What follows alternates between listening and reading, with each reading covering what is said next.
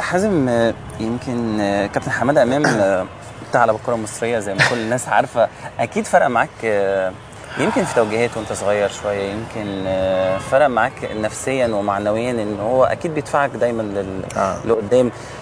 اتعلمت منه ايه؟ بابا اتعلمت منه حاجات كتير جدا، اهمها ان انا احافظ على اسمه. يمكن دي مش تعليم ولكن خلتني يعني ايه، مش عارف اقول لك ازاي، هي طلعت لي ابويا محبوب. يعني دايما بتحاول انه يفتخر بيك، يعني دي ممكن يعني انا دايما عارف لما اخش اي حته وتعرف ان ابن حمام بحس في نظره احترام ونظره الناس كلها تتكلم بنفس الكلام ان ابوك راجل محترم. بس دي خلتني انا تحت ايه، ضغط شويه، ان انا مش عايز اطلع من السكه دي، مش عايز يقولوا ان ابنه بقى كذا، ان ابنه مختلف عنه، ان ابنه مش مؤدب او مش ملتزم او فدي خلتني دايما احاول ان انا ابقى زيه، عشان لما بطل ابقى عامل زي الراجل ده.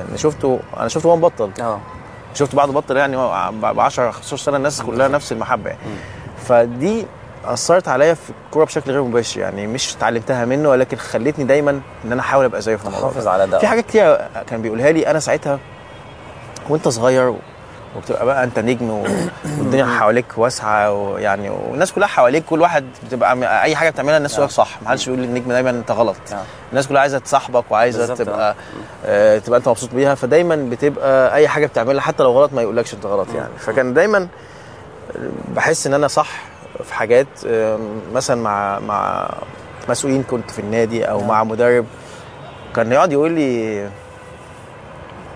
يعني هقول لك حاجه، موقف كده حصل مره في 96 كان جاي لي ايطاليا، ولما سافرت ايطاليا يعني. بس في الاول كان الكلام من طالع من الزمالك ان الزمالك مش هيوافق فاحنا كان عندنا ماتش في مصر، رجعت من كان عندنا ماتش في مصر، ففي اوضه اللبس مستشار جابر كان هو رئيس النادي، وكان بيطلع على لسانه كلام ان هو مش هيسافر حازم امام، يعني مش هنوافق.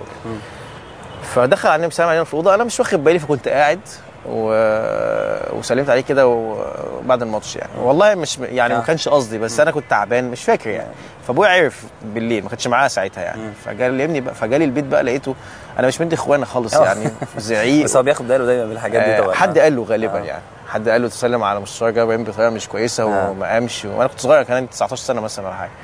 هو مش في دماغك اكيد طبعا، مش في دماغي. انا بحترم طبعا مستشار جابر يعني بشكل كبير، واي واحد طبعا كبير لازم تحترمه اكيد. فلقيته بقول لك داخل على البيت يعني، اول ما اشوف ابويا يزعق لي بشكل كبير جدا وانا مش فاهم ايه يعني. فقال لي انت ازاي رئيس نادي الزمالك يسلم عليك ما تقفش وبتكلمه وسايبت عليه وانت قاعد فقلت له طب ايه المشكله يعني؟ ما هو مش. فقال لي لا عيب، ومهما كان مش عارف ايه، ده زي ابوك وده رئيس النادي ولازم تحترمه ومش عارف. فعارف حسيت يعني ان مهما انت لازم تحترم الكبير، لازم يبقى ليك كبير في كل حته طبعا. فدي الحاجات دي صغيره جدا. بس بعد كده لما بطلت انا كوره لقيتها نفعتني. الناس دلوقتي تقول حازم مش بس لعيب كوره كويس، حازم مثلا محترم، حازم عمره ما عمل مشكله مع حد. دايما كان لما دايما يبقى عندي مشكله مع حاجه كان دايما يقول لي تعمل ايه في الحكايه دي عشان تكسب الناس.